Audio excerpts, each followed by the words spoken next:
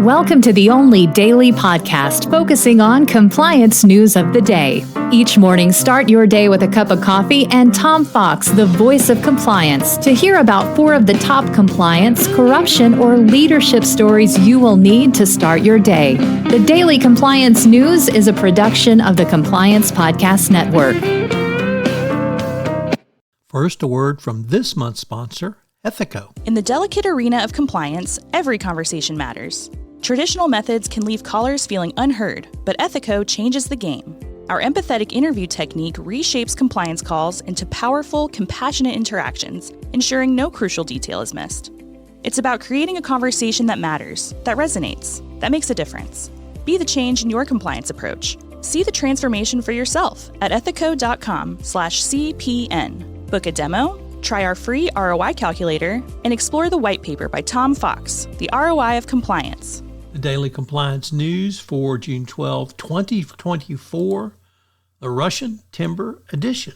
And we begin with that story from the Wall Street Journal, Risk and Compliance Journal, Dylan Tokar reporting that scientists are embarking on an effort to keep sanctioned Russian timber out of the EU by mapping the unique chemical fingerprints of trees, a process that could be used to vet corporate supply chains for other banned commodities. The project aims to bring science to bear in a fight by companies and governments to stop illegal wood from seeping into timber supply chains, a complex, difficult-to-police network of logging companies, sawmills, wood manufacturers, and traders. It's a very interesting way to help fight the scourge of Russia. Next up from the FT, in an opinion piece, really mourns the death of the rule of law in China.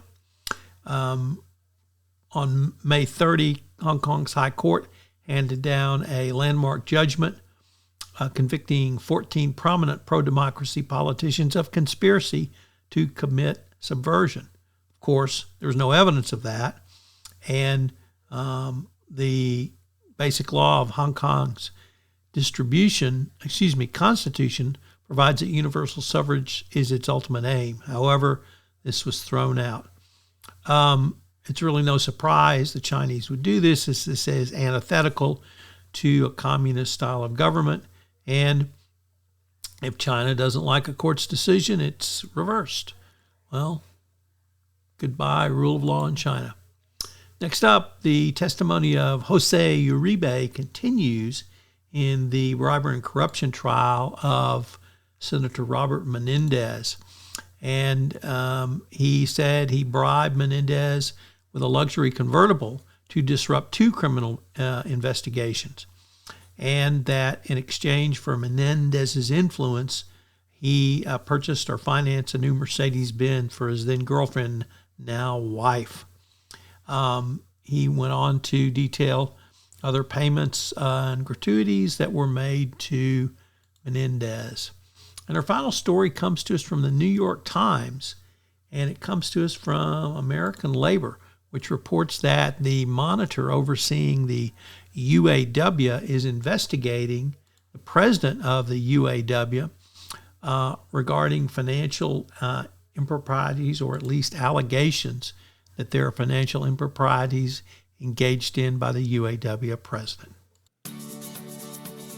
The Daily Compliance News is a production of the Compliance Podcast Network and a proud member of C-Suite Radio. Thanks so much for listening. I hope you'll join me again tomorrow.